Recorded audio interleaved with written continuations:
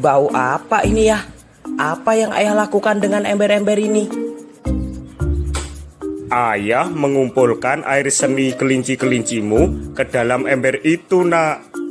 Wah, pantas. Bau sekali ya. Memangnya untuk apa air seni kelinci ini ayah kumpulkan? Begini, Vito. Meskipun berbau, air seni kelinci ini sangat baik digunakan sebagai pupuk cair organik untuk tanaman. Tanaman akan tumbuh dengan subur dengan pupuk cair ini, nak. Selamat sore, Pak Jatmiko. Selamat sore, Mbah Prapto. Ada yang bisa saya bantu, Mbah? Begini, Pak. Saya kesini ingin meminta air seni kelinci untuk pupuk, Pak. Oh iya, Mbah. Kebetulan saya baru saja mengumpulkan dalam ember-ember ini. Vito, Iya, ayah. tolong ambilkan ember-ember itu untuk Mbah Prapto, nak. Terima kasih, Pak Jatmiko. Ayah, kenapa air seni kelinci itu diberikan kepada Mbah Prapto? Kan sayang ya. Iya, Vito. Kita harus saling membantu jika ada orang yang membutuhkan. Kita harus ikhlas dan sukarela, karena kita termasuk makhluk sosial yang tidak dapat hidup sendiri tanpa bantuan orang lain. Saling membantu dan tolong-menolong merupakan bentuk pengamalan Pancasila, Vito. Iya ya, kalau tidak salah, sila kemanusiaan yang adil dan beradab. Tepat sekali, nak. Sekarang, ayo bawa ember-ember itu ke mobil, lalu kita antar ke rumah Mbah Prapto. Oke, ayah. Ayah, mengapa sih dalam kehidupan sehari-hari kita perlu mengamalkan nilai-nilai Pancasila? Begini, nak. Pancasila sebagai dasar negara bukanlah hal baru. Dari zaman dahulu, nilai Pancasila sudah terkandung dalam kehidupan sosial dan budaya masyarakat kita. Nilai Pancasila perlu dikembangkan agar tercipta suasana yang tenang, sejahtera, damai, dan aman. Tanpa nilai-nilai tersebut, kita tidak dapat mencapai semua itu, nak. Aku masih belum mengerti ya. Bisakah ayah jelaskan lebih jauh lagi? Baiklah, Vito. Sila pertama Pancasila berbunyi ketuhanan yang Maha Esa. Nilai yang terkandung dalam sila ini mewajibkan kita untuk beriman kepada Tuhan sesuai dengan agama dan keyakinan yang dianutnya. Selain itu, kita juga harus saling menghormati antar pemeluk agama. Kita tidak boleh memaksakan keyakinan kita terhadap orang lain.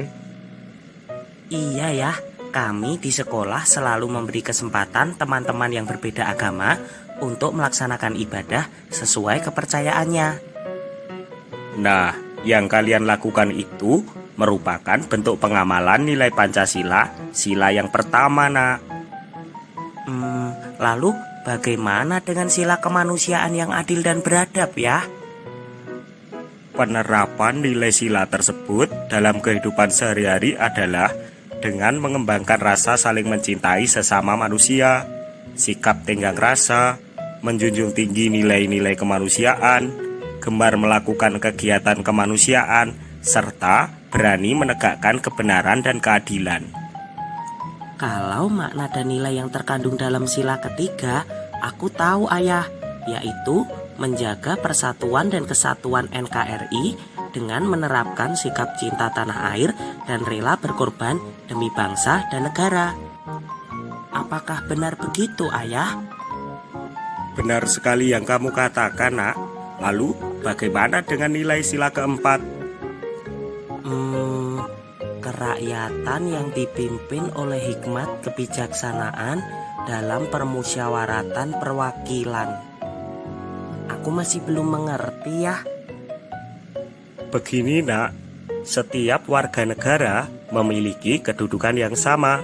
Kedudukan yang sama tersebut hendaknya digunakan secara sadar dengan mengutamakan kepentingan negara dan masyarakat. Penerapan dalam sikap sehari-hari adalah dengan mengutamakan kepentingan umum di atas kepentingan pribadi dan golongan. Selain itu, kita tidak boleh memaksakan kehendak kepada orang lain. Kita juga harus mengutamakan budaya musyawarah dalam menyelesaikan masalah dengan diliputi oleh semangat kekeluargaan. Lalu, bagaimana dengan nilai sila kelima, Ayah? Nilai-nilai keadilan sosial bagi seluruh rakyat Indonesia bisa diwujudkan dengan menghindarkan diri dari sifat pemborosan, bergaya hidup mewah, dan perbuatan-perbuatan yang merugikan kepentingan umum. Kita harus bekerja keras dan menghargai hasil kerja keras orang lain. Di samping itu, harus dikembangkan pula sikap adil terhadap sesama, menghormati hak orang lain, serta menolong dan menghargai orang lain. Wah, sekarang aku mulai paham ya. Aku akan selalu menghafal nilai-nilai tersebut. Nilai-nilai Pancasila bukan sekedar untuk dihafal, Nak, tetapi kamu harus menerapkan dan mengamalkan dalam kehidupan. Iya ya, aku akan berusaha menerapkan dalam kehidupan sehari-hari. Kita sudah sampai, Nak. Ayo turunkan ember-ember itu di rumah Mbah Prapto. Setelah itu, Ayah akan mengajakmu ke suatu tempat. Baiklah, Ayah.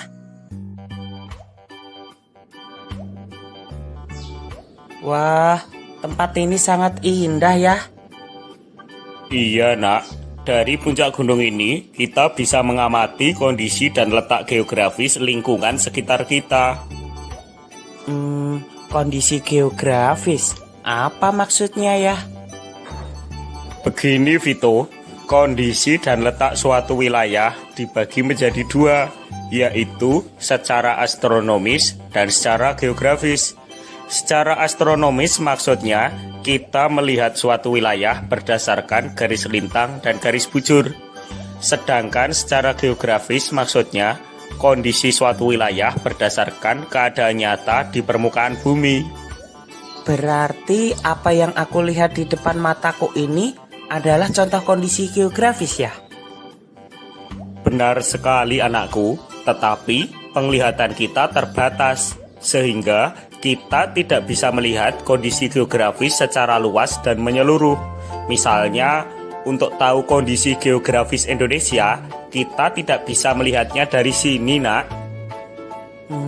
Padahal aku sangat ingin tahu keadaan geografis negara kita ya. Kalau begitu, ayo kita pulang sekarang, Nak. Ayah akan tunjukkan dengan simulasi menggunakan virtual reality. Hore! Ayo kita mulai, Nak. Perhatikan tampilan yang nampak pada kacamata virtual reality tersebut. Oke, Ayah. Aku melihat sebuah peta ya. Itu adalah peta Indonesia, Nak. Sekarang coba amati baik-baik peta tersebut. Lalu cobalah menentukan letak astronomis Indonesia. Iya ya, Indonesia terletak antara 95 derajat bujur timur sampai 141 derajat bujur timur dan 6 derajat lintang utara sampai 11 derajat lintang selatan. Apakah benar seperti itu ya? Benar sekali, Nak. Sekarang perhatikan baik-baik keadaan Indonesia secara geografis. Apa saja yang kamu temukan? Dalam peta ini, Indonesia nampak terdiri dari banyak sekali pulau ya. Oh iya, Indonesia juga memiliki wilayah perairan yang sangat luas. Benar yang kamu katakan, Nak. Karena terdiri dari beribu-ribu pulau, maka Indonesia disebut negara kepulauan. Pulau-pulau tersebut membentang dari Sabang sampai Merauke. Sedangkan Indonesia mendapat julukan negara maritim karena memiliki wilayah lautan yang lebih luas daripada wilayah daratan. Luas perairan Indonesia adalah 2/3 luas Indonesia.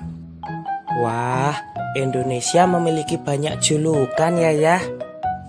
Masih ada lagi, Nak. Kondisi geografis Indonesia memiliki tanah yang subur, sehingga rata-rata penduduk Indonesia bekerja sebagai petani. Nah, berdasarkan hal tersebut, Indonesia disebut negara agraris, nak. Wah, aku semakin tertarik mempelajari keadaan geografis Indonesia ya. Baiklah Vito, sekarang coba amati lagi peta tersebut. Tahukah kamu, Indonesia terletak pada posisi yang sangat strategis. Posisi strategis? Apa maksudnya ya? Bisa kamu lihat bahwa Indonesia terletak di antara posisi silang, yaitu di antara dua samudra dan di antara dua benua. Iya ayah, benua yang mengapit Indonesia adalah benua Asia dan benua Australia. Sedangkan samudra yang mengapit Indonesia adalah Samudra Hindia dan Samudra Pasifik. Tapi mengapa letak tersebut dianggap strategis ya? Begini nak, letak Indonesia yang berada di antara dua benua membuat Indonesia bisa menjalin hubungan yang baik dengan negara-negara di kedua benua tersebut. Sedangkan letak Indonesia yang berada di antara dua samudra membuat Indonesia berada di jalur lalu lintas internasional dan menjadi transit jalur perdagangan dunia.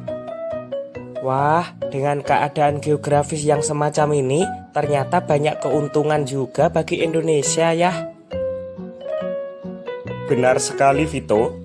Sekarang ayo kita lanjutkan kembali mempelajari keadaan geografis Indonesia. Amati peta tersebut, lalu tentukan batas-batas wilayah Indonesia. Baiklah ayah. Sebelah utara Indonesia berbatasan langsung dengan Malaysia. Negara Malaysia ini berbatasan dengan batas wilayah darat Indonesia. Kalau batas lautnya mencakup 5 negara, yaitu Malaysia, Singapura, Thailand, Vietnam, dan Filipina. Di bagian timur Indonesia ada Pulau Papua. Di wilayah timur ini, Papua berbatasan langsung dengan daratan Papua New Guinea dan perairan Samudra Pasifik. Di sebelah selatan Indonesia, untuk batas darat, Indonesia berbatasan langsung dengan Timor Leste. Untuk batas lautnya, ada perairan Australia dan Samudra Hindia.